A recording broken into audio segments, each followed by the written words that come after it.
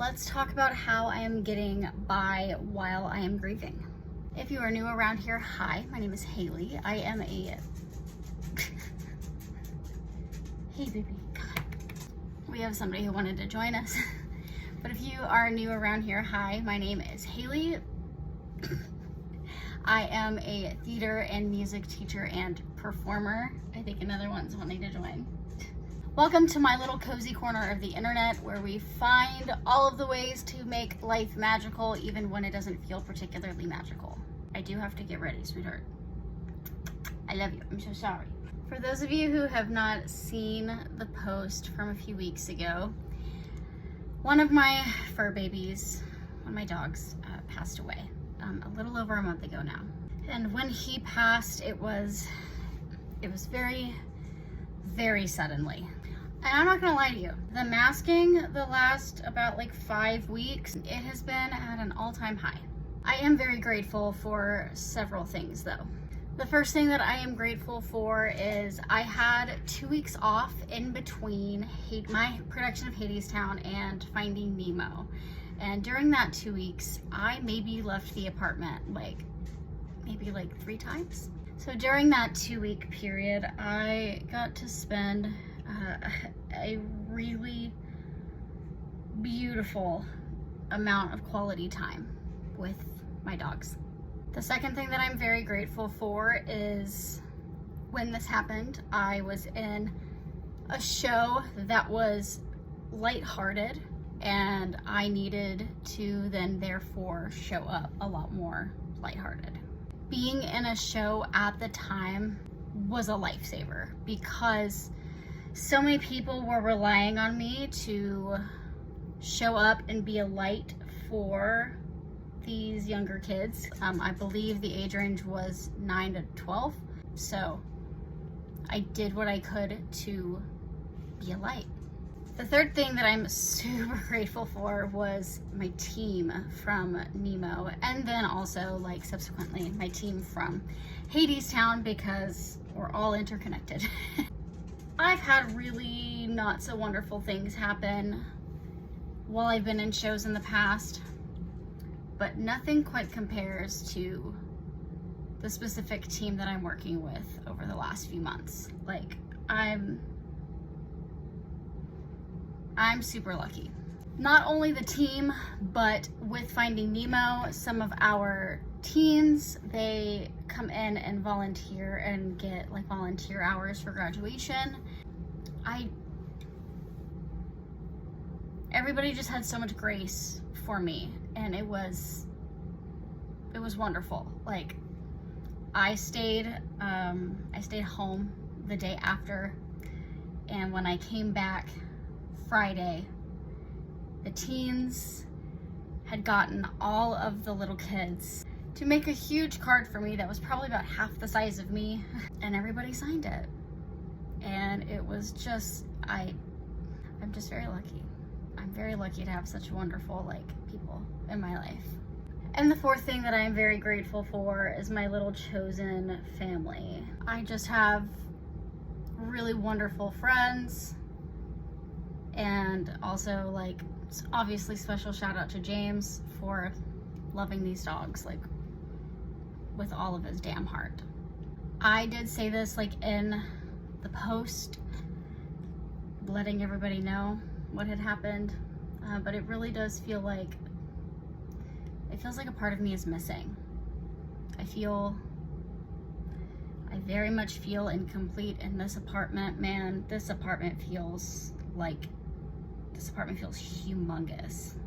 And I'm genuinely dreading the inevitable of having to rearrange because so many things were positioned in a way specifically to accommodate Jack.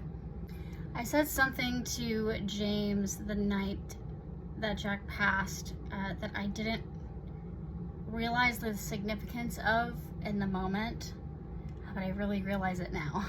For those of you that don't know, my childhood dog, his name is Barkley. Speaking of,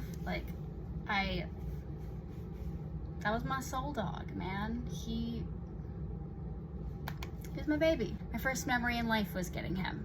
And he lived to be, my God, I think he was 17 or maybe almost 18.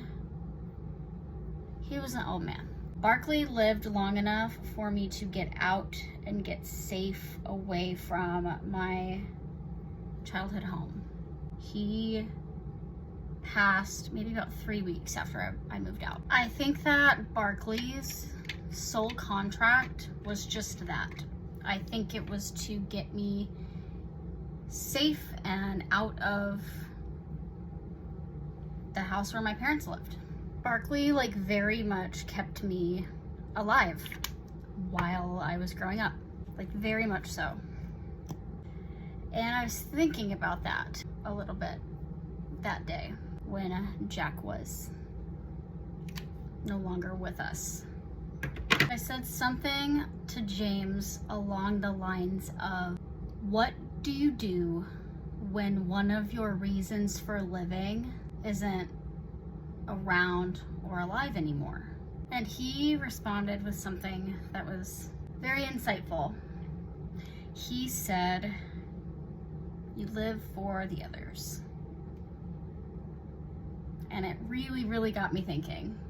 It really made me start to wonder, like, what exactly was Jack's sole contract for me in that case? If Barkley's was to live long enough for me to get out and get safe, who's to say that Jack's wasn't something similar, but in adulthood?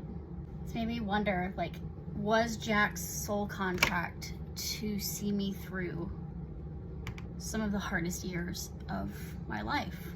Was it his sole contract to get me through those hard years and to get me to a point where I'm actually genuinely happy and I want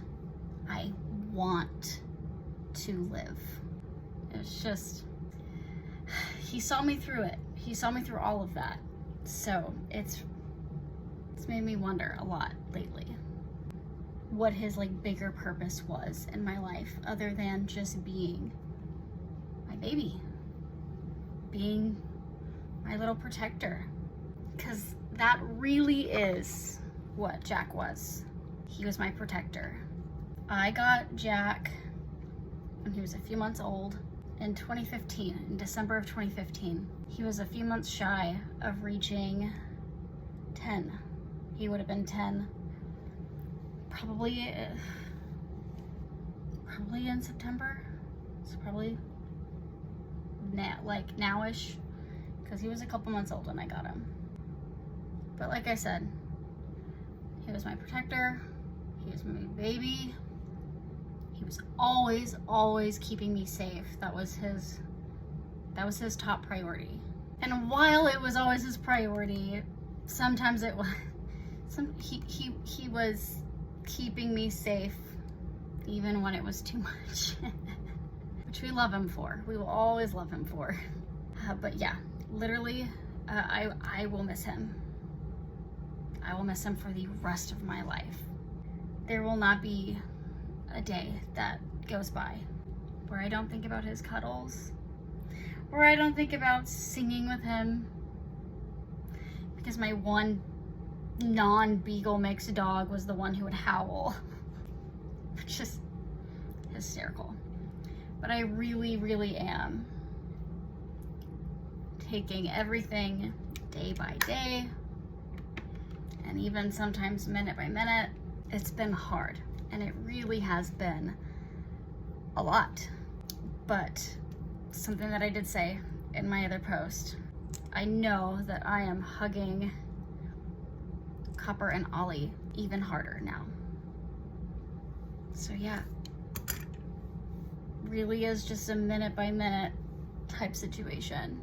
If you know me, you would know that my dogs are my entire goddamn world. And that won't change whether they're here or not.